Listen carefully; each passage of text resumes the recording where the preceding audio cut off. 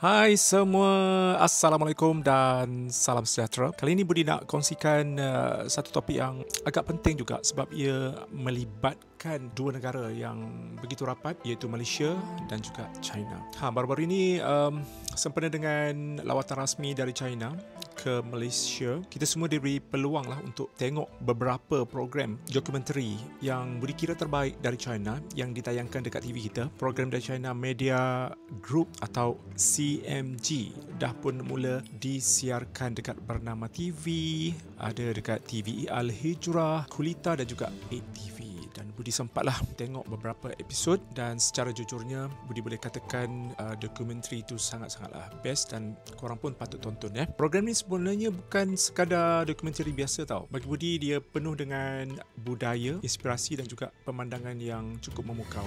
Maksudnya dia punya angle, sinematografi memang sangat cantik lah. Dan kepada korang yang suka dengan sejarah, suka dengan melancong, travel, kisah kehidupan ataupun teknologi, confirm korang akan suka. Program ni juga salah satu cara untuk kuatkan hubungan diplomatik Malaysia-China tapi dalam cara yang lebih kreatif dan chill. Sekarang ni Budi nak kongsikan beberapa program yang Budi sempat tengok lah. Pertamanya adalah Pemelihara Budaya. Ini cerita pasal orang-orang China yang menjaga dan juga memelihara budaya dia orang. Budaya itu budaya lama lah. So macam kita dapat lihat seni kaligrafi, seni tenun kain, bangunan bersejarah. Ada satu part tu seorang nenek masih lagi orang kata menenun kain sutra dengan menggunakan cara yang tradisional, cara lama, dan Budi rasa sangat wow lah bila tengok tu, sangat menyentuh hati. Dan ini bukan sekadar untuk menjaga budaya, bukan sekadar untuk memelihara budaya, tapi juga untuk menjaga jiwa ataupun soul negara dia orang. Kedua adalah pemandangan China dari udara. Yang ni memang sinematik. Korang kena tengok, rasa macam korang naik drone terbang satu Xinjiang. Korang boleh nampak gunung ganang, padang pasir, kampung etnik, semua cantik sangat lah. Korang boleh tengok lah sendiri.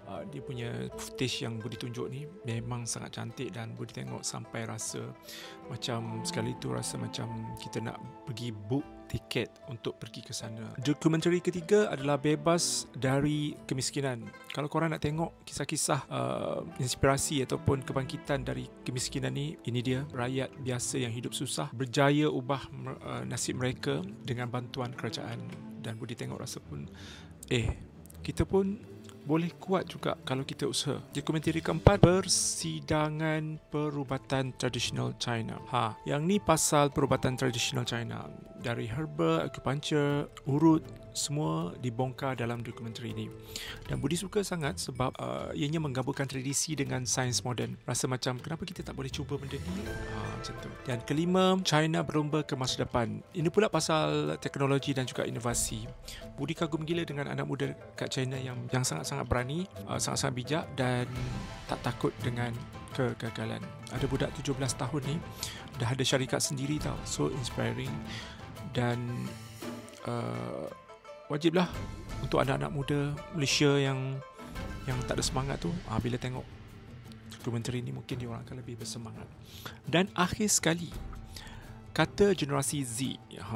Ni program yang memberi kita suara untuk anak-anak muda di China. Ni program yang beri suara untuk anak muda China. Diorang bincang pasal isu global, pendidikan, media sosial, semua dengan cara yang sangat-sangat matang.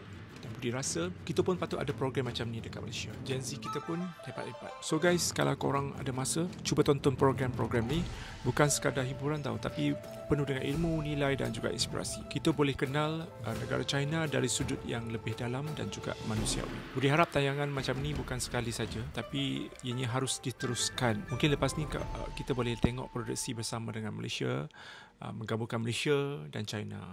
Siapa tahu kan. Okeylah, itu saja dari Budi untuk kali ini. Jangan lupa like, komen dan share kalau korang suka video ni. Dan kalau korang dah tengok program ni, share juga pendapat korang kat ruangan komen. Kita jumpa lagi dalam video seterusnya. Terima kasih kerana sudi menonton. Bye-bye.